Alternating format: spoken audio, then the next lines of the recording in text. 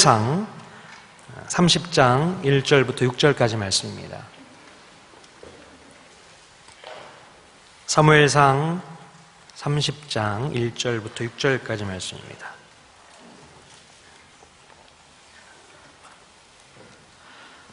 한 절씩 교독하도록 하겠습니다. 다윗과 그의 사람들이 사흘 만에 시글락에 이른 때에 아말렉 사람들이 이미 네겝과 시글락을 침노하였는데 그들이 시글락을 쳐서 불사르고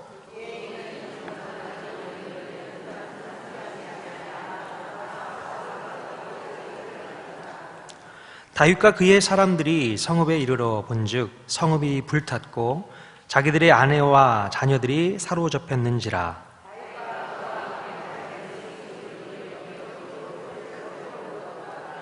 다윗의 두 아내 이스라엘 여인 아히노함과 갈멜 사람 나발의 아내였던 아비가일도 사로잡혔더라. 백성들이 자녀들 때문에 마음이 슬퍼서 다윗을 돌로 치자 하니 다윗이 크게 다급하였으나 그의 하나님 여호와를 힘입고 용기를 얻었더라. 아멘. 오늘은 에봇과 애굽 소년이라는 제목으로 목사님 나오셔서 은혜의 말씀 증거해 주시겠습니다.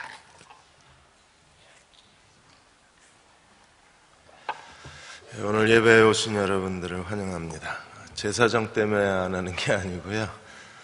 집사람이 지금 통원 치료 중인데 그 3가지 검사를 합니다. 뼈에 염증이 생겼으니까 이제 뼈가 괜찮나 그거 하나 이제 CT로 체크하고, 그다음에 세균 바이러스 체크하고, 그리고 뭐 염증 뭐 이렇게 3가지를 체크하는데 2가지는 괜찮은데 1가지가 조금 요동적인가 봐요. 그래서 이번 주도 못 내려왔는데 한 2주 정도 쉬고 이제 성서지리로 다시 만나 뵙도록 그렇게 하겠습니다. 제가 그동안에 로마서를 계속 하려고 하다 보니까 이게 진도가 너무 많이 나가는 거예요. 그러면 갑자기 진도가 너무 많이 나간 상황에서 로마서를 중단하기도 그렇고, 그리고 수요일 저녁에 한다 그랬더니 또 낮에 오신 분들이 저녁에도 우리 와야 된다고 그러셔서 너무 힘드실 것 같아서 로마서는 적당한 시간 기도하다가 적당한 시간을 빼서 다시 한번 공부를 하도록 그렇게 하겠습니다. 그래서 예배 후에 점심 드시고 원로 목장님, 원로 장로님들 목장에 가셔서 말씀을 꼭 나눠주셔야 돼요. 왜냐하면 지금까지 설교만 들었던 신앙이 그게 뭐 그렇게 하셔도 되는데 더 유익한 시간이 있어요. 그래서 원로 장로님 목장에 가셔서 말씀을 나누셔야 되는 이유가, 여러분 예수님도 그러셨잖아요. 예수님이 4밭의 비유 말씀하셨는데 제자들이 다 못 알아들었어요. 그리고 어떻게 했습니까? 따로 모였을 때 무슨 뜻입니까? 라고 물었을 때 예수님이 설명해 주셨잖아요. 길가는 이거다, 돌밭은 이거다, 가시떨기는 이거다. 만일에 제자들이 안 물어봤으면 우리도 몰라요. 왜? 성경에 안 써 있으니까. 예수님이 뭘 가르치시고 나면 제자들이 꼭 따로 가서 물어봤어요. 요게 목장이에요. 따로 가서 물어보는 게. 그러면 설명해 주셨잖아요. 예수님 그건 이거다, 친절하게, 이건 저거다, 저건 이거다. 그래서 그때서야 제자들이 깨달았어요. 그러니까 지금 원로 장로님들 목장 얘기 들어보니까 한마디도 안 하시는 분들이 많대요. 무슨 얘기입니까? 듣긴 들었는데 모르시는 거일 수도 있잖아요. 워낙 수줍어서 얘기 안 하시는 걸 수도 있지만, 왜냐하면 나이가 드셔도 여자니까 그래서 수줍어서 안 하실 경우도 있지만, 또 하나는 뭘 얘기해야 될지 몰라서 안 하실 수도 있어요. 반드시 시간을 일부러 내셔서 식사하시고 어디로요? 원로 장로님 목장으로 가셔서 뭐 하시라고요? 난 뭐 이걸 깨달았다, 난 이렇게 살기로 했다, 이게 무슨 뜻이냐 3마디만 하시라 그랬죠. 그래야 성령께서 진리의 영이 되셔서 우리를 더 큰 지식으로, 더 넓은 진리로 우리를 데려가 주시는 거예요. 그런 은혜를 체험하시는 우리 대흥의 가족이 되시기를 주의 이름으로 축원합니다. 이렇게 좋은 시간을 준비해 주셨는데 하나님께 감사하고 열심히 참석을 하시고, 혹시 목장에 못 들어가시는 분은 카페에 앉아서 자판기 커피 한 잔 드시면서 두 사람 세 사람이 모여서 이 대화를 꼭 나눠주시기를 부탁을 드립니다. 오늘 사무엘상 30장이고요. 이번 주 금요일이면 31장. 그러면 어떤 일이 일어날까요? 사무엘상이 끝납니다. 예전에 교회에는 책 하나 끝내면 떡도 하고 뭐 그랬었는데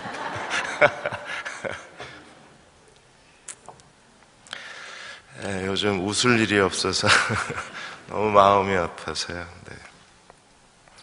자, 오늘 30장 에봇과 애굽소년 그리고 전리품이라는 제목으로 말씀을 같이 나누겠습니다. 뉴데일리 편집국장 이성복 씨가 세월호 참사에 대해서 을사오적을 비유로 해서 세월호 오적에 대한 얘기를 하셨어요. 첫째는 악마의 성장입니다. 인간이기를 포기한 악마의 선장. 두 번째는 탐욕의 선주 청해진. 그 뒤엔 누가 있어요? 구원파 권신찬이가 있습니다. 이게 결국에 세월호 참사가 시간이 지나고 더 많은 아이들이 시신으로 발견이 되는 이 사회적 분노가 어디로 쏟아질까요? 정치권 그리고 기독교로 쏟아집니다. 세 번째는요, 관리 감독을 게을리한 해양수산부. 이 사람들은 낙하산 인사, 자기가 공무원 퇴직하고 이후에 자기의 미래를 보장받기 위해서 이 해양수산부를 이성복 편집국장은 해양수산부 마피아단이라고 그렇게 표현을 했어요. 네 번째는 여러분도 이제 뉴스에서 나오기 시작한 게 뭐냐 하면 국회 법사위원회. 이 법사위원회가 안전에 대한 법규 100개를 붙들고 아직까지 통과를 안 시키는 거예요. 그 안전에 대한 법규 가운데 아이들 수학여행에 대한 법규가 들어있고, 지금 이 해운 사고에 대한 법규가 거기다 국회에 잠자고 있어요. 결국 국회가 아이들 죽인 겁니다. 이 법규가 통과가 됐으면, 이게 작년 12월부터 이 법규가 올라와서 작년 2월에까지 이게 올라온 거예요. 이걸 빨리 통과시켜줘. 2월 국회에서만 통과시켜줬어도 이런 대형 참사는 안 일어나는 겁니다. 결국 국회가 아이들을 죽였다 그러는 거예요. 다섯 번째 오적은 누굽니까? 이 선동꾼들. 그 진도에 내려가서 실내 체육관에 가서 이번에 청와대 올라가자고 막 선동하는 사람들 보셨습니까? 이 사람들 그 학부모 아닙니다. 박근혜 대통령이 그 실내 체육관 갔을 때 사회 보던 사람, 이 사람도 학부모 아닙니다. 누구예요? 송정근 씨. 얘도 목사입니다. 이게 목사라는 게 이제 알려지기를 시작한 거예요. 아이들이 이런 세월호 참사로 그 아이들이 억울하게 희생당하고 죽음 당하는 이 민족적 비극적인 일은 어느 한두 사람의 실수가 아니라 이렇게 정말 을사오적처럼 세월호 오적이 겹쳐서 일어난 그 민족적인 재난이 되는 거예요. 오늘 30장에서도 다윗이 이런 시글락이 아말렉에 침략을 해서 모든 사람을 다 사로잡아 가고 시글락을 완전히 불태워버리는 시글락 대참사가 일어나요. 저는 30장을 읽으면서 너무 마음이 아팠습니다. 왜냐하면 지금 우리는 온 교회가 회개하며, 오늘도 예배 기도 때 기도하신 집사님이 회개하면서 기도한 것처럼 온 교회가 회개하고 기도했는데, 지금 하나님은요, 하늘을 닫아 놓으셨어요. 마치 사울 시대처럼 계시가 닫혀버렸습니다. 근데 오늘 다윗은요, 그런 시글락이 다 불태워지고 시글락의 모든 사람들이 다 포로로 끌려가고 아이들이 다 끌려가는 이런 대참사 가운데서 하나님은 다윗의 기도를 응답하시고 다윗에게 은총을 베풀어 주시고 다윗에게 하나님의 구원과 하나님의 기적을 드러내시잖아요. 다윗의 시대는 열려 있는데 이제 31장에 가면 사울은요, 비참하게 인생을 끝냅니다. 사울의 시대는 닫혀 있는 시대고 다윗의 시대는 열려 있는 시대예요. 이렇게 교회가 이제서야 정신을 차리고 하나님 앞에 회개하고 우리의 죄를 고백하고 민족의 죄를 고백하고 하나님 앞에 참회의 자리로 나아가는데도 하나님은 우리의 기도를 듣지 않는 것처럼 느껴집니다. 하나님께서 이런 닫혀있는 시대를 열어주셔서 이 민족에게도, 그리고 그 아이들, 그 부모, 그 가정에도 하나님께서 위로의 역사가 일어나게 해주시기를 우리가 계속해서 기도해야 합니다. 여러분, 14년 전에 수학여행 버스가 불타가지고 14명의 아이들 죽은 사건이 있었어요. 그때 생존하신 분이 지금 미국에 거주하고 있는데, 그분이 국민에게 고함 그 글을 하나 기고를 하셨습니다. 아이들이 죽고 난 다음에 대부분의 가정의 그 부부가 다 깨졌습니다. 그 어떻게 같이 살겠습니까? 애 죽여놓고. 그러니까 대부분의 부부가 다 이혼을 하는 거예요. 그리고 자기 형이나 누나나 동생 중 누가 그렇게 불타는 버스 속에서 죽어가니까 애들도 정신적으로 다 피해를 당하는 겁니다. 그러니까 이 아이들은요, 형이나 누나나 동생이 죽은 게 차라리 내가 죽고 형이나 누나가 살았으면 어떨까 하는 생각을 하게 된다 그래요. 그리고 대부분 아이들이, 생존한 아이들은 전부 다른 데로 이사를 간답니다. 아주 멀리 마주치지 않으려고. 자꾸 죄책감이 되니까.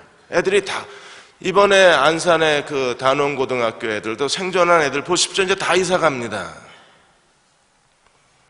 근데 이렇게 생존한 살아있는 애들도 죄책감을 가져야 되고, 그 부모들도 평생 죄책감을 끌어안고 살아가는, 이게 지금 우리가 겪고 있는 이런 여러 가지 어려운 상황들이에요. 우리가 하나님의 은혜를 구해야 하고, 우리가 그 생존한 아이들, 그 학부모들, 또 이렇게 시체로 발견이 돼서 죽은 아이들 가정을 위해서도 계속 교회가 기도해야 되는 이유가, 이게 여기서 끝나는 게 아니라 이게 평생 그 부모가 살아있고 그 가정이 계속 이 사실을 기억하는 한 이게 아직도 그들에게는 재난으로 남아있는 사건이기 때문에 우리가 기도를 해야 돼요. 오늘 하나님이 다윗에게 어떻게 하나님의 은혜와 은총을 베풀어 주시는가, 세 가지 사건이 일어나는데, 먼저 오늘 30장 1절에서 6절까지 이 시글락에 어떤 일이 일어났는가를 우리에게 설명해 주고 있습니다. 다윗이 가드왕 아기스에게 망명한 이후에 그가 가드왕 아기스 몰래 먼저 했던 일이 무엇이었어요? 27장에 보면 아말렉을 쳤습니다. 이스라엘을 괴롭혔던 아말렉을 친 사건이 일어났었는데, 아마 아말렉이 그 보복의 사건으로 다윗의 600명의 군대가 아기스와 함께 이스라엘 전투에 참여한 그 기회와 빈틈을 노려서 시글락을 침략했을 것으로 추정을 하는 거예요. 근데 다행스러운 일이 무엇입니까? 만일에 아말렉이 그 아내와 처자와 아이들을 다 죽였으면 어떤 일이 벌어졌을까요? 다윗은 이스라엘 왕 될 수 없습니다.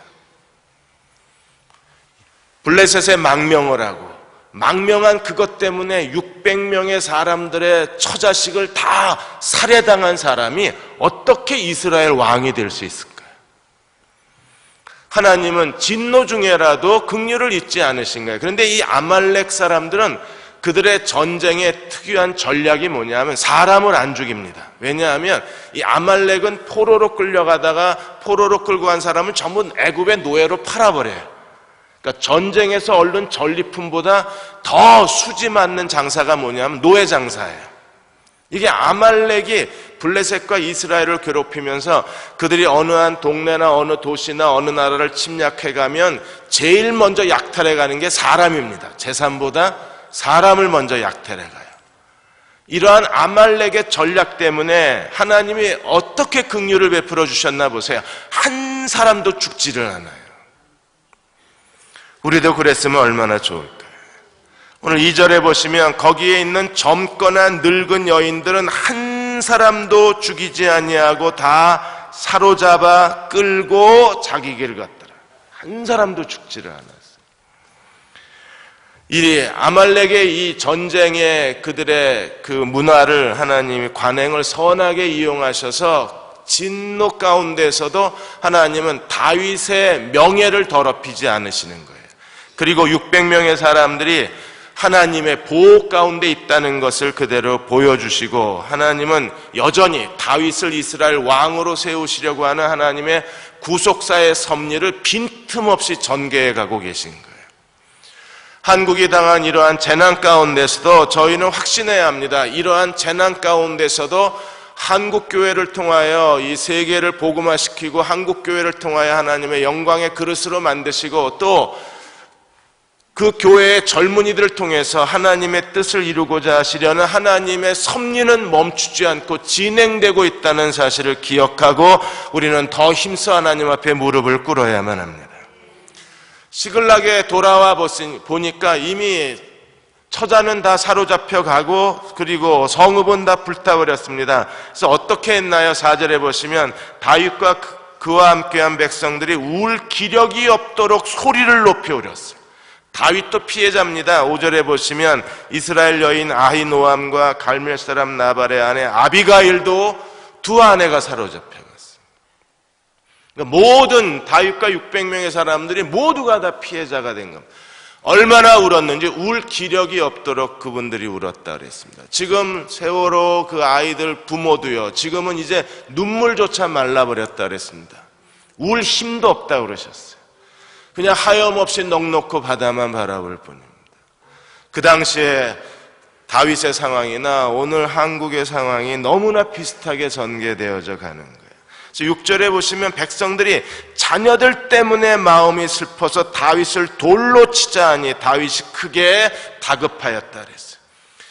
지금 그 부모진 마음도 그렇지 않습니까? 왜 청와대에 올라가자고 소리를 질렀겠어요? 그들은 뭔가 누군가에 대해서 이 분노를 해결하고 쏟아놓고 그리고 이 자식들이 죽은 거에 대한 원인을 듣고 싶을 거 아니에요. 정부가 늦장 대응을 해서 이런 일이 일어났는지 도대체 뭐가 어떻게 되는 건지 부모들은 누군가로부터 해명을 듣고 싶은데 아무도 나와서 해명을 해주지 않으니까 결국 이 모든 일들이 다 누구 때문에 일어났다고 생각을 했습니까? 다윗 때문에 일어났다고 생각을 해서 사람들이 순식간에 그렇게 다윗에게 충성되었던 사람들이 다윗을 향하여 돌을 들고 치려고 그런 상황이 되었을 때 다윗은 어떻게 했나요? 다급했다 그랬습니다. 답답하고 곤란한 상황이 처한 거예요. 여러분 지금 우리도 정말 답답하지만 정말 답답한 사람은 누구겠습니까? 박근혜 대통령일 거예요. 거의 잠도 못 주무시고 하루 종일 TV 지켜보시고 보고를 받으신다 그러는데 아마 다윗도 그랬을 겁니다.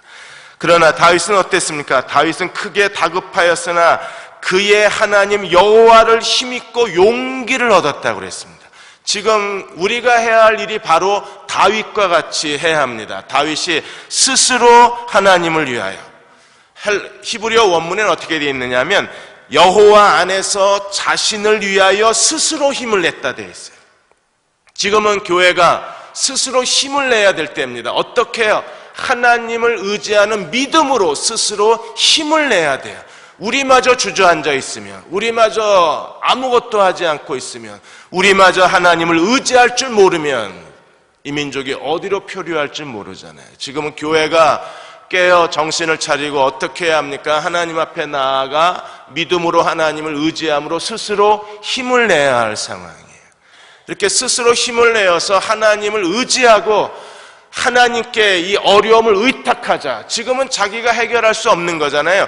600명의 군대가 다윗에게 돌을 들어 돌로 치려고 했을 때 다윗은 그 군대를 설득하려고 그러지 않았습니다. 그 군대에 대해서 변명하지도 않았어요. 그 군대를 피해서 도망가지도 않았습니다. 사람들이 돌을 들어 자기를 치려고 하는 이 다급한 상황에서 다윗은 어떻게 했습니까? 이 모든 것을 하나님께 의탁하고 하나님께 무릎을 꿇고 하나님이 이 문제를 해결해 주시기를 구했던 거예요. 지금 우리가 해야 할 일도 하나님께 모든 걸 의탁해야 합니다. 지금은 무릎을 꿇어야 되고 지금은 하나님 앞에 기도해야 되고 지금은 우리가 하나님 앞에 참회해야 하고 회개의 자리로 나아갈 때예요. 그래야 하나님께서 이 문제에 대해서 하나님의 뜻을 우리에게 보여주실 거예요. 지금은 낙담하고 주저앉아 있을 때가 아니라 하나님을 의지하고 스스로 힘을 내야 할 때입니다. 하나님의 도우심을 구할 때 하나님이 우리의 기도를 들어주실 거예요.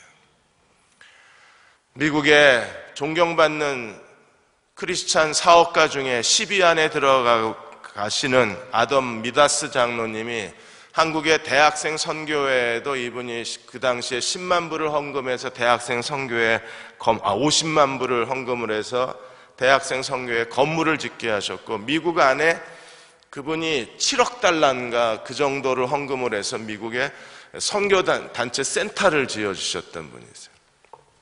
그래서 그리스도인들에게도 존경을 받으셨고 미국인들에도 이분이 존경을 받으셨는데, 이렇게 하나님이 이분을 크게 성공시켜 주신 그 이유에 대해서 한 신문에 칼럼을 쓰셨습니다. 자기는 하나님을 의지하게 만드는 5가지 아주 단순한 신앙의 비밀이 있다고 그러셨어요. 그래서 무슨 대단한 비밀인 줄 알았습니다. 그런데 너무나 단순한 것을 통해서 스스로 하나님을 의지하고 계셨어요. 그 5가지가 뭐냐면, 첫째가 예배에 대한 성실함입니다.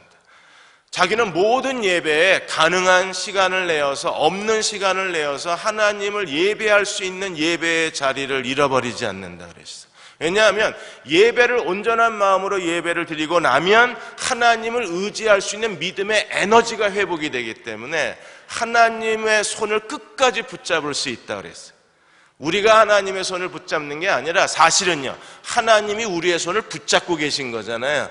그런데 그 하나님의, 우리를 붙잡고 계신 하나님의 손을 힘있게 잡을 수 있는 그 믿음의 역동성이 어디서 나오느냐 하면 살아있는 예배에서 온다.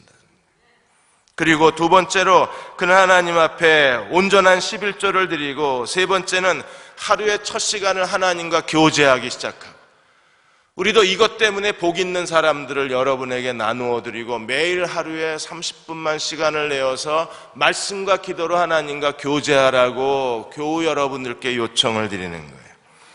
그리고 4번째는요, 가정의 주인이 예수님이라는 사실을 기억하고 언제나 가정에 최선을 다하셨어요.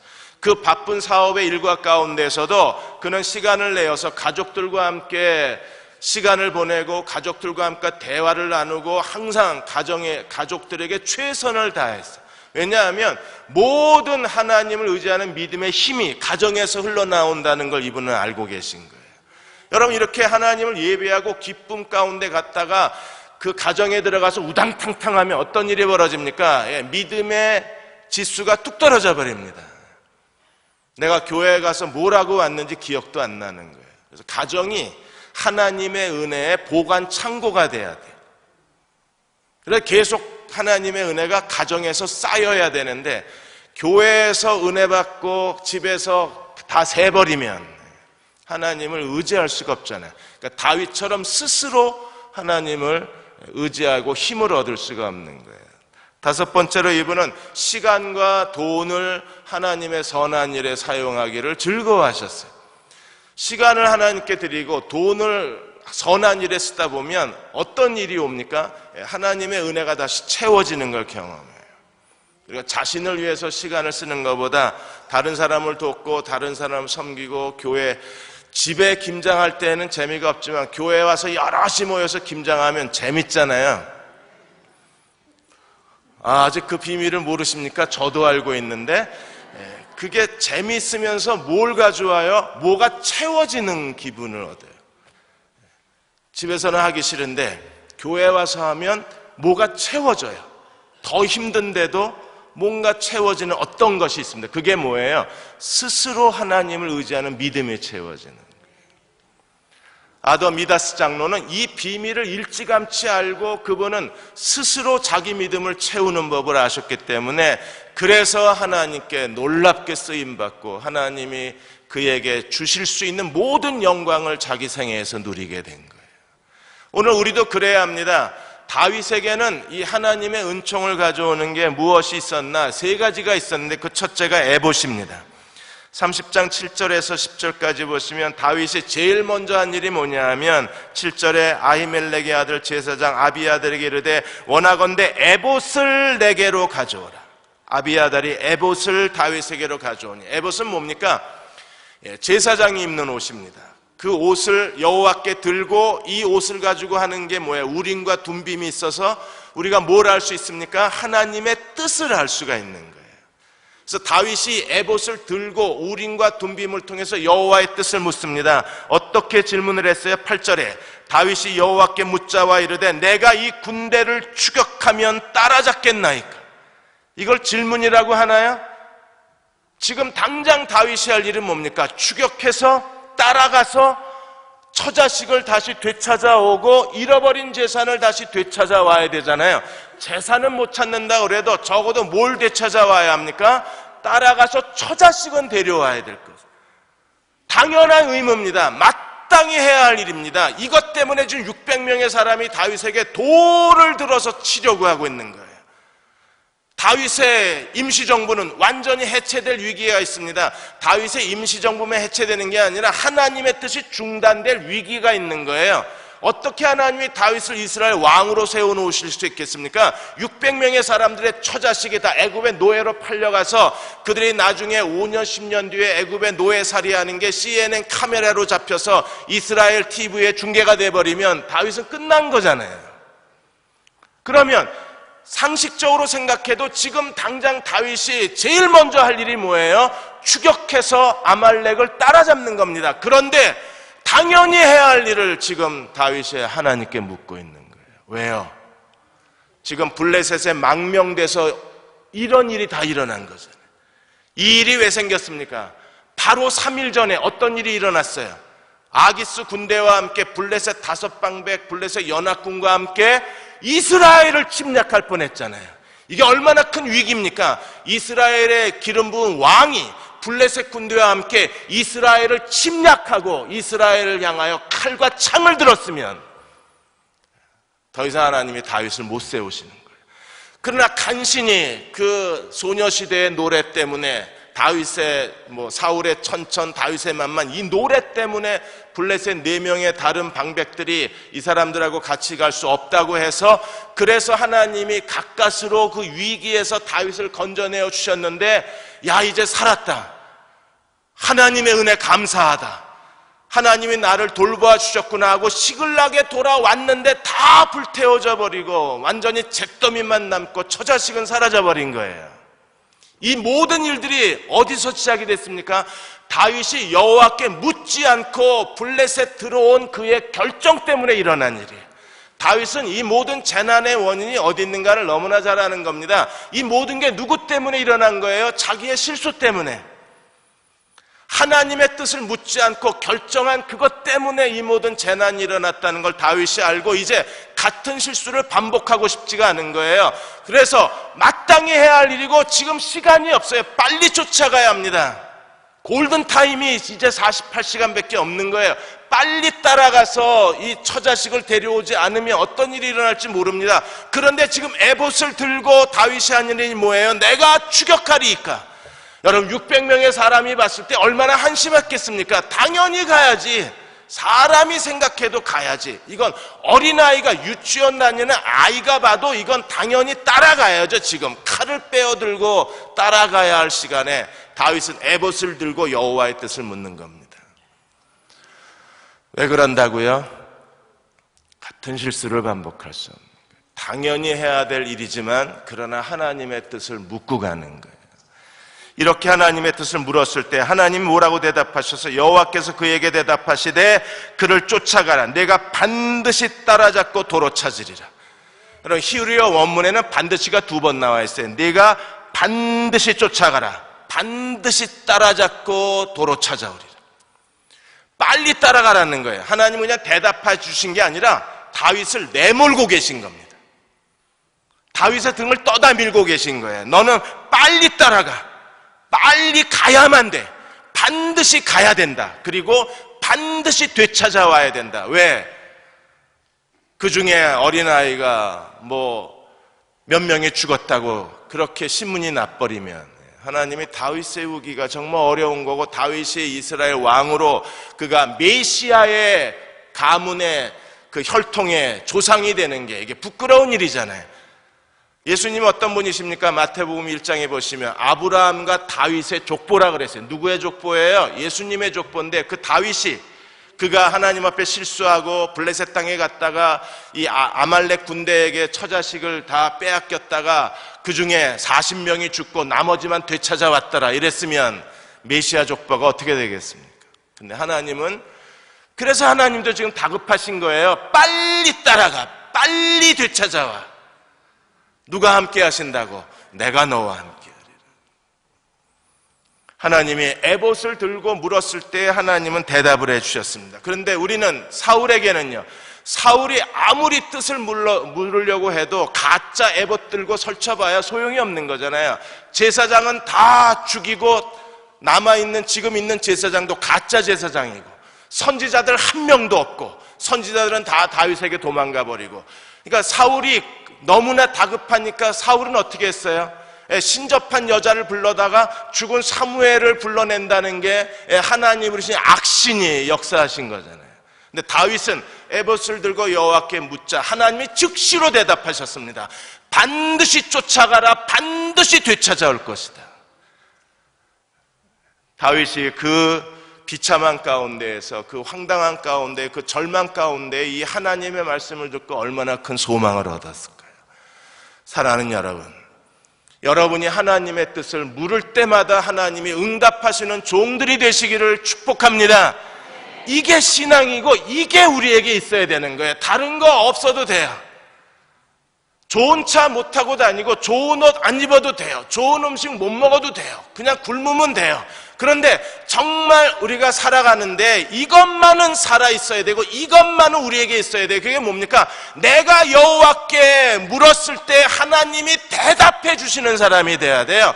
에봇을 들 때마다 여호와가 응답하셔야 됩니다. 내가 에봇을 들고 여호와께 질문할 때마다 하나님이 우리에게 어떻게 하라고 지시하시는 사람이 돼야 돼요. 그래야 하나님과 동행할 수 있지. 이게 안 되면 사울처럼 그 버림받은 시대가 되어버리는 거예요. 오늘 우리가 하나님 앞에 에봇을 들 수 있는 사람이 되게 해달라고 기도하고, 우리가 에봇을 들 때마다 하나님께서 우리의 길을 알게 해주시고 가야 할 길을 지시해 주시고 어떻게 하라고 말씀해 주시는 사람들, 그들이 이 시대에서 하나님의 뜻을 찾고 하나님과 동행할 수 있는 거예요. 지금 양산에 있는 삼양교회 목사님이 농촌교회에서 개척을 하고 나셔서, 정말 정현철 목사님이라는 분인데, 이분이 정말 어려우니까 여기저기 도와달라고 도움의 편지를 구해서 지원을 받은 겁니다. 어느 한 여선교회에서 매달 35,000원을 지급하기로 했어요. 그래서 매달 가서 이제 수금을 하는 겁니다. 근데 여선교회가 그날 무슨 바쁜 행사가 있었나 봐요. 그러니까 그 후원금 받으러 왔다 그러니까 여성교회 임원이 잠깐만 기다리세요 한 게 6시간을 사무실에서 죽치고 기다린 거예요. 6시간을 기다려서 35,000원을 딱 받는데 그렇게 비참하더랍니다. 야, 목사가 먹고 살자고 35,000원 받자고 6시간을 거기서 멍하니 그 여성교회원들이 왔다 갔다 하면서 힐끗힐끗 쳐다보고 너무 비참한 거예요. 그래서 그 자리에서 후원을 끊었어요. 이렇게 생각이 들은 겁니다. 야, 차라리 6시간을 내가 기도했으면 하나님이 이까지 35,000원 안 주셨을까? 내가 6시간을 무릎을 꿇고 금식하고 하나님께 구했으면 하나님이 35만 원, 350만 원도 줄 수 있는 분이 아닌가? 왜 내가 이렇게 부끄럽게 와서 35,000원 받자고 여기에 와 있나? 이 생각이 드니까 눈물이 펑 쏟아져요. 그래서 그 길로 교회로 돌아가서 하나님 앞에 예배당에 나아가서 기도하기 시작한 거예요. 나 후원 안 받겠습니다. 안 주시면 굶겠습니다. 그래도 내 이 목회는 포기 못합니다. 내가 굶어도 사람 없어도 나는 하나님이 이 교회를 내게 주셨으니까, 하나님이 이 목회를 내게 사명하셨으니까 내가 하나님만 의지하고 목회하겠습니다.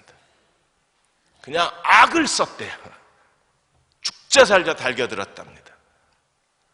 주시려면 주시라고. 난 더 이상 후원 요청하기 부끄러워서 못 다니겠다. 그랬더니 하나님께서 양산에서 지금 제일 큰 목회하고 계세요. 에봇을 들면 응답이 와야 돼요. 에봇을 들면 하나님이 역사하셔야 돼요. 그게 다윗의 첫 번째 신앙이에요. 두 번째는 11절에서 15절까지 보시면 애굽 소년을 만나게 됩니다. 이 아말렉은 유랑민족입니다. 도대체 어디로 가야 하는지 전혀 예측을 못하는 거예요. 인공위성으로도 안 잡혀요, 얘네들은.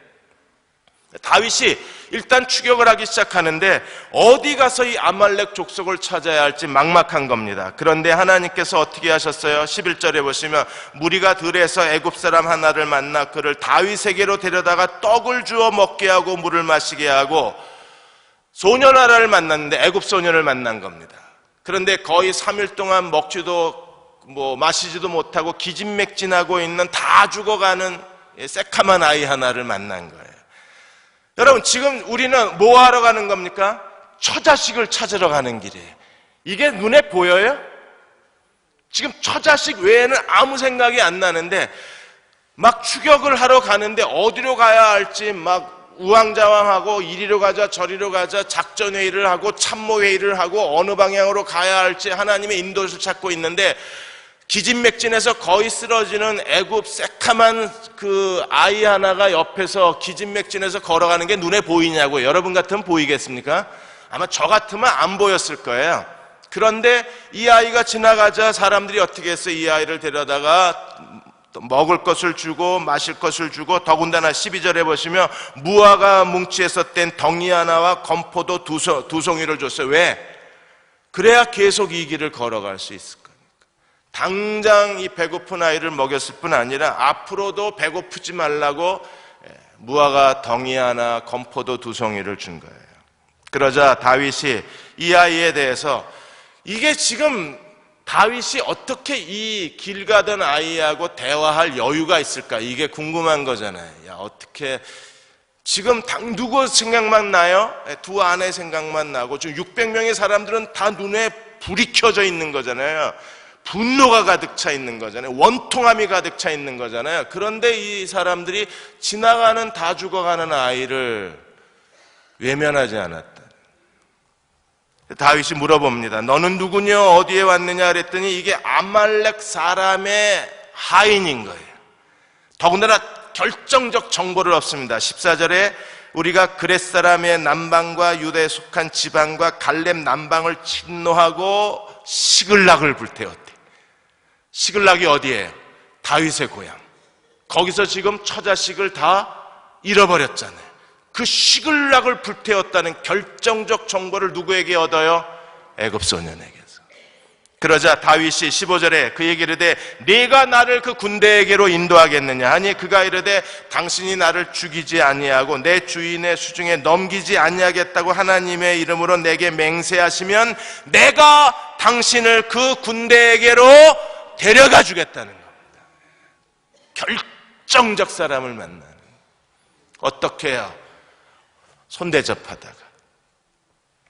하나님이 누구를 통해서 역사하십니까? 에봇을 들었을 때에 하나님이 말씀해 주시고, 그 다음에 거의 굶어 죽어가고 기진맥진해서 쓰러져 죽어가는 아이에게 손대접했을 때 하나님이 그 손대접을 통해서 다윗을 아말렉 군대로 데려갈 가장 최고 성능의 내비게이션을 주신 거예요. 얘가 다 알아. 왜요? 버림받은 지 이제 사흘밖에 안 됐으니까. 이 애굽 소년이 다윗과 400명이죠. 200명은 뒤에 남았으니까. 너무 피곤하고 너무 지쳐서 그 사람들은 시냇가에 남고 400명만 따라가게 된 거예요. 오늘도 하나님은 우리에게 결정적 사람을 보내주시는 분이십니다. 우리의 인생의 안내자가 될 사람을 보내주시는 거예요. 여러분, 이 사람을 잡아야 돼요. 내가 이 사람을 무관심해서 내다버리면, 무관심해서 이 사람과 우리가 관계를 맺지 않으면, 내가 무관심하고 별 볼 일 없어서, 당장 별 볼 일이 없잖아요. 그 아말렉 사람의 종이었다가 버림받아서 사흘 동안 먹지도 마시지도 못하고 그 벌판에서 비틀거리고 걸어가는 이 아이가 무슨 가치가 있겠어요? 무슨 의미가 있겠어요? 무슨 선한 것이 나겠습니까? 그 사람에게서. 그런데 하나님은요, 전혀 하찮아 보이는 그 사람이, 전혀 쓸모없어 보였던 그 사람이, 전혀 나에게 아무 도움을 주지 않을 것처럼 보이는 그 사람을 통해서 하나님이 내 인생의 안내자가 되게 하죠. 근데 이 안내자를 어떻게 끌어들였어요? 손님 대접을 합니다. 히브리서 13장 2절에 손님 대접하기를 잊지 말라. 이로써 부지 중에 천사를 대접한 사람이 있어요. 여러분, 이 아이가 애굽 소년이 천사처럼 보이나요? 안 보입니다. 겉모습은 초라하고 행색은 구질구질하고 아무 도움이 안 될 것처럼 보이는 아이입니다. 괜히 귀찮아 보여요. 왜?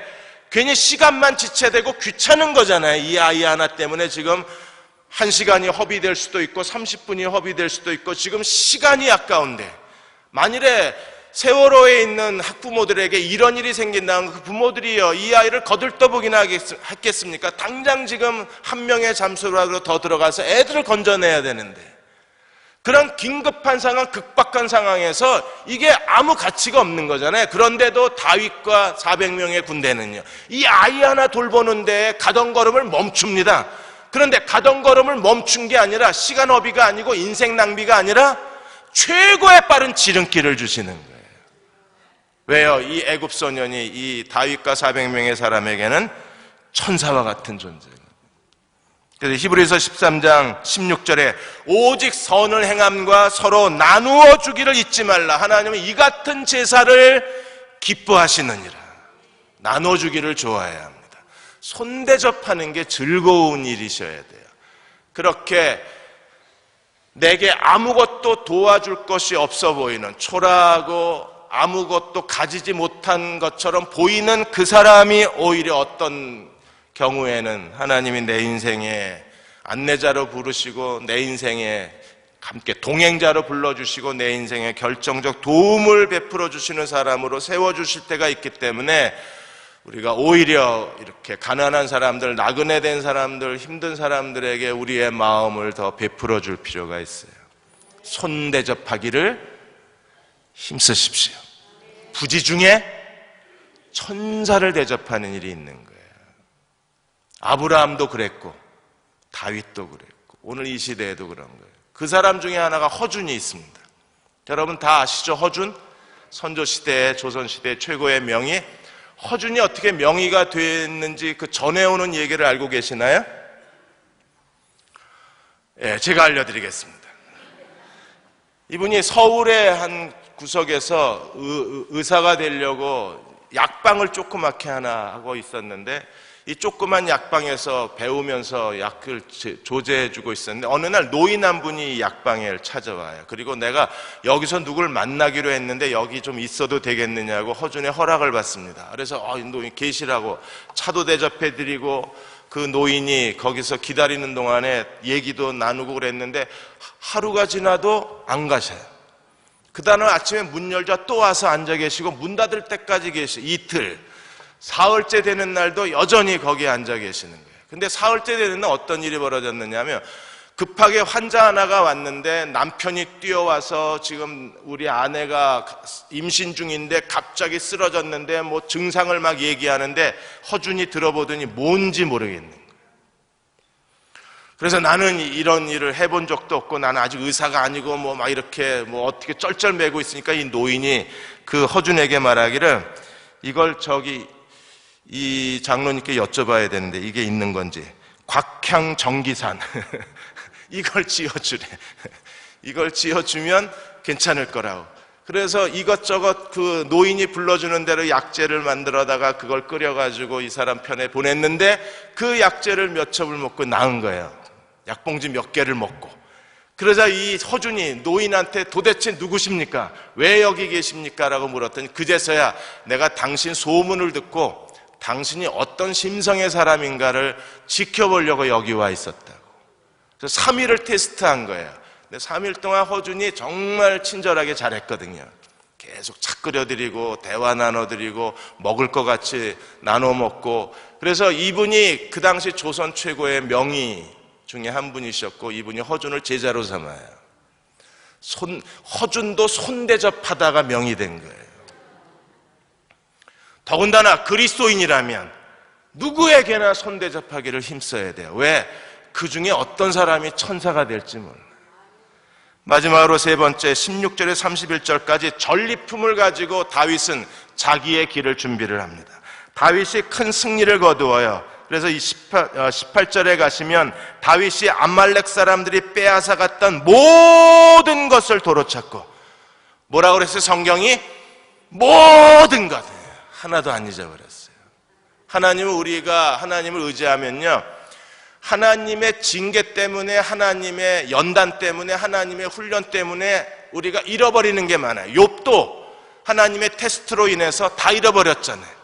아내도 떠나가고 아들, 딸 다 죽고 재산 다 잃어버리고. 근데 징계가 끝나고 연단이 끝나면 하나님이 어떻게 하셨어요? 그대로 다시 되돌려 주시는데, 그냥 본전만 주시는 게 아니라 이자까지 더해서 주시는 거예요. 아내만 배로 안 주셨지, 그것도 배로 주시지. 아내만 2배로 안 주셨지, 나머지는요, 자식도 2배, 양떼도 2배, 소떼도 2배, 몽땅 2배로. 아내도 2배로 주셔야 돼요.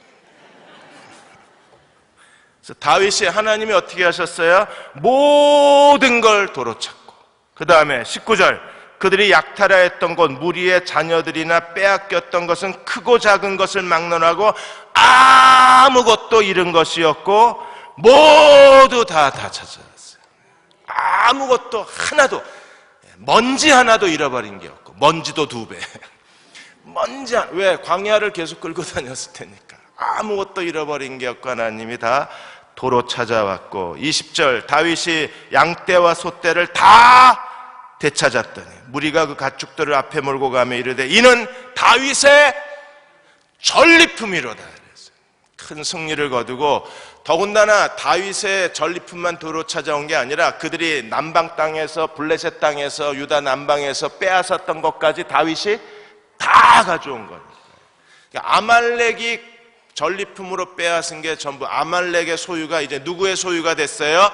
다윗의 전리품이 된 거예요. 하나님은 우리에게 주실 때 이렇게 놀랍게 주시는 분이십니다. 우리가 하나님을 의지하되 끝까지 의지하면 하나님은요, 우리에게 잃어버린 모든 것, 그리고 우리가 손실했던 모든 것들을 하나님께서 하나님의 때가 되면, 끝까지 하나님을 의지하면 되돌려 주시되 아무것도 잃은 것이 없고 다 되찾을 뿐 아니라 남의 것까지 다 다윗의 전리품으로 만들어 주시는 믿음이 그래서 중요한 거예요. 1962년 2월 11일 날 한 여수의 한 초등학교에 졸업식이 있었는데, 아이들이 다 졸업장을 받고 난 다음에 한 어머니가 노력상이라는 걸 받게 됐어요. 그래서 교장 선생님이 상장을 주고 상품을 주고 아이들에게 인사했을 때 그 마당에 있는 졸업생들, 거기 학부모들이 다 뜨겁게 이 어머니를 축하해 줬습니다. 이 어머니가 여수에서 20리 떨어진 그 작은 섬에 사는데, 그 섬이 주민이 한 20명이 살아요. 근데 그 주민 가운데 누구도 초등학교를 다닌 적이 없는 거예요. 그래서 자기 딸은 8살이 됐을 때 내 딸만큼은 공부를 시키고 싶어서 남편한테 얘기를 했습니다. 내 딸 공부 좀 시키자고. 그랬더니 누가 데리고 다니느냐고. 여수의 초등학교가 제일 가까운데 여수니까 여수까지 오려면 아침에 20리 배를 노저어야 되고, 끝나면 다시 20리 노저어서 섬을 가야 되는 거예요. 이게 누가 하라고, 나보러 하라고, 안 해! 이랬어요. 그래서 엄마가 그럼 내가 할 테니까 말리지 말라고. 그래서 6년 동안을 매일 이 아이를 학교에 데려다주고 다시 와서 밭일 보고 끝날 때쯤 다시 가서 왔다 갔다 하루에 40리, 80리를 6년 동안에 이 어머니가 백길이 33,000리를 노를 저으신 거예요. 그렇게 해서 이 딸을 초등학교를 졸업을 시킨 겁니다. 이 사실이 알려지자 그래서 장한 어머니상하고 노력상을 같이 받으셨어요. 우리가 하나님을 의지할 때 매일 하루에 20리씩 왔다 갔다 그렇게 끈질긴 믿음으로 하나님을 의지하면요, 다 주세요. 잃어버린 것까지 다 주세요. 남의 것까지 다 갖다 주세요. 다윗이 그걸 가지고 어떻게 했습니까? 가지고 가는데 그 시대나 이 시대나 이런 좋지 않은 사람들은 항상 있어요. 그 중에 어떤 사람들이 22절에 보시면 다윗과 함께 갔던 자들 중에 악한 자와 불량배들이에요. 여러분, 다윗의 600명의 임시정부 안에도 이 인간은 꼭 있다. 어떤 사람이에요? 악한 자와 불량배, 선동꾼들. 그러니까 그 시대나 지금이나, 지금도 세월호 사건, 이 북한의 소행이라고 말하는 사람은 그래도 양반이야. 박근혜 정부의 자작극이라고. 세상에 박근혜 정부가 뭐 할 게 없어서 이걸 자작극을 통해서 애들 몇백 명을 바닷속에 처박아 넣었습니까? 그거 어떻게 그런 발상이 나오는지 이해가 되지 않는 거잖아요. 아예 박근혜 정부한테 시체 장사한다고 그 칼럼을 쓴 사람도 있어요. 무슨 뭐 시민단체 대표인데 제2의 5.18이 일어났다 그러고 막 분노가 일어나잖아요. 그리고 왜 사람들이 이렇게 악할까 싶은데 이 시대에만 있는 게 아니라 다윗 옆에도 그런 사람이 있었어요. 악한 자들과 불량배들이 이르되 우리와 함께 가지 못한 200명이 왜 안 갔습니까? 이 사람들이요, 게을러서 안 간 게 아니잖아요. 전쟁을 거부하는 평화주의자들이 안 간 게 아니잖아요. 너무 피곤해서 안 간 건데 200명 주지 말자고 그러는 거예요. 400명 우리만 갖자는 겁니다. 다윗이 어떻게 합니까? 이건 우리 게 아니라는 거예요. 그래서 23절에 같이 한번 읽어볼까요? 다윗이 이르되 나의 형제들아 여호와께서 우리를 보호하시고 우리를 치러 온 군대를 우리 손에 넘겼은즉 그가 우리에게 주신 것을 너희가 이같이 못하리라. 안 돼! 그랬습니다. 왜? 우리 게 아니라, 우리가 승리한 게 아니고 우리가 빼앗은 게 아니라 여호와가 승리하게 하시고 여호와가 주셨는데 왜 우리 거라고 말하냐? 우리 거라고 말하지 말라는 거예요. 그래서 이게 규례가 돼요. 이 규례가 민수기 31장 27절에 모세가 미디안 족속을 쳤을 때에 모세 시대도 똑같은 인간들이 있었어요. 전쟁에 참가한 사람은 주지 말자. 권리가 없다. 전쟁에 참가한 사람들끼리 놀아갔자. 모세가 하나님의 뜻을 묻고 만든 규례가 민수기 31장입니다. 전쟁에 참가한 사람이든 진에 남아있던 사람이든 전쟁의 전리품은 여호와의 전리품이기 때문에 하나님의 백성이라면 누구나 다 가질 수 있는 거예요. 이게 규례가 됐어요. 다윗이 그 규례를 다시 끌어내어서 이것을 국가 헌법 규례로 만들어버렸습니다. 그래서 그 규례가 어디까지 이르러요? 25절에 보시면 이스라엘 율례와 규례로 삼았더니 오늘까지. 그래서 전리품을 가지고 다윗은요 다시 600명의 임시정부의 그 강한 리더십을 만들고 강한 팀워크를 만들고 연대의식을 만들어서 우리는 한 몸의 지체들이요 그리고 하나의 군대요 하나의 정부라는 걸 다시 한번 확인하게 해주는 거예요. 그러니까 전리품 가지고 더 큰 전리품을 얻은 겁니다. 그런 전리품만 얻은 게 아니라 26절에 31절까지 보시면 이걸 전부 유다 남방 땅에 보내요. 그래서 다윗이 이제 사무엘하에 가면 유다 헤브론에서 이스라엘 유다 왕으로 기름 부음을 받는데 다윗을 유다 왕으로 데려가 준 다윗의 넓은 길이 뭐냐면 이 전리품을 가지고 다윗의 친구 유다 장로들에게 이 전리품을 다 선물로 보냄으로 말미암아 다윗으로 하여금 하나님 앞에 유다 왕으로 가는 길을 열어놓은 게 이게 전리품이 길을 열어놓아요. 그러니까 전리품이 더 큰 하나님의 축복이 된 겁니다. 그래서 이 전리품을 사람들이 그 다윗이 뭐라고 얘기했어요? 26절만 읽고 마치겠습니다. 다윗이 시글락에 이르러 전리품을 그의 친구 유다 장로들에게 보내어 이르되 보라 여호와의 원수에서 탈취한 것을 너희에게 모아놓으라 선사하노라. 이 선사가 베레카예요. 베레카는 뭐냐면 하나님이 주신 축복을 또 다른 사람에게 주면 이게 더 큰 베레카가 되는 거예요. 그래서 그걸 가지고 베레카가 이미 600명의 공동체 안에 영적 혁명을 일으켰잖아요. 전쟁에 참가한 사람, 못 간 사람 차별을 두는 게 아니라 우리는 하나라는 베레카를 가져오고 이게 유다 장로들에게 가자 유다 장로들에게 베레카가 되어서 이게 다윗이 헤브론에서 유다 왕이 되는 하나님의 길을 열어놓은 거예요. 축복은 더 큰 축복을 항상 가져오게 돼 있어요. 사랑하는 여러분, 다윗과 같은 사람이 됩시다. 사울처럼 계시가 닫혀버린 그런 사람이 아니라 다윗처럼 우리가 땅에서 열면 하늘에서도 열려야 돼요. 땅에선 열었는데 하늘에서 안 열리면 우리 어떻게 해야 되나요? 그래서 에봇을 들고 그리고 손대접을 통해서 애굽 소년을 만나고 그리고 하나님이 주신 승리를 가지고 하나님의 베레카를 손에 잡으면 내 거야! 이러고 하나님의 베레카를 자기 것만 자기만 쓰는 게 아니라 이 베레카를 갖다 놓으면 갖다 놓은 곳마다 베레카가 더 큰 베레카가 되는 거예요. 우리만 갖자 이런 사람을 성경은 뭐라 그랬어요? 악하고 불량배라 그랬습니다. 다 같이 갖자라고 하는 다윗의 영웅주의, 다윗의 관대함, 다윗의 포용력, 다윗의 용기, 이 신앙, 영적 신앙인이 돼서 우린 다 같이 갖는 거야. 이렇게 하나님의 베레카를 열어놓자. 그 베레카가 가는 곳마다 베레카를 가져오잖아요. 여러분이 걸어다니는 하나님의 베레카가 되시기를 축원합니다. 그래서 여러분이 가는 곳마다 하나님의 복이 따라가는 사람이 돼야 돼.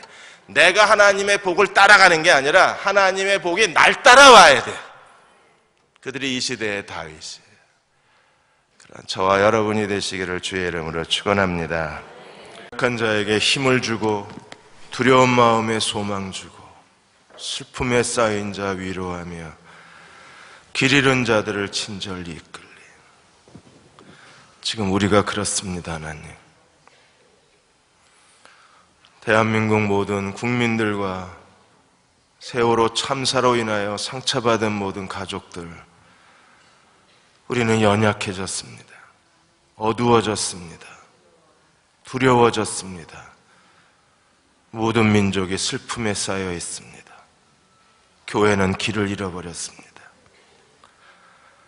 하나님, 이곳에 찾아와 주셔서 소망을 부어주시고 위로하여 주시고 우리를 이끌어 주시고 우리에게 힘을 주시고 무엇보다도 진도의 바다를 바라보고 있는 유가족들에게 하나님 힘을 주고 소망을 주시고 하나님 나라와 사랑으로 위로하여 주시고 그리고 하나님 그들을 찾아가 주셔서 그들을 주의 품에 안아 주옵소서. 아무도 그들의 상처를 위로해 줄 수가 없기에 우리가 이렇게 미련하게 어떻게 해야 될지 알지 못하고 주님께 구합니다. 에봇을 들고 주께 구합니다. 하나님, 우리의 기도에 응답하셔서 주의 천사를 보내셔서 한 사람 한 사람을 품에 안아주시고 위로하여 주시고 소망을 주시고 힘을 더하여 주옵소서. 지금은 우리를 죄에서 구원하신 우리 주 예수 그리스도의 은혜와 하나님 아버지의 무한하신 사랑하심과 성령의 인도하시고 위로하시며 도우시는 은혜가 오늘 함께 예배드리고 기도하는 대흥의 모든 가족들과 가정과 자녀들, 그리고 이번 세월호 사태로 인하여 비극을 당한 모든 사람들과 가족들과 이 일을 함께 아파하고 하나님 앞에 엎드린 모든 주의 백성들 위해 지금부터 영원히 함께 하시기를 간절히 축원하옵나이다. 아멘.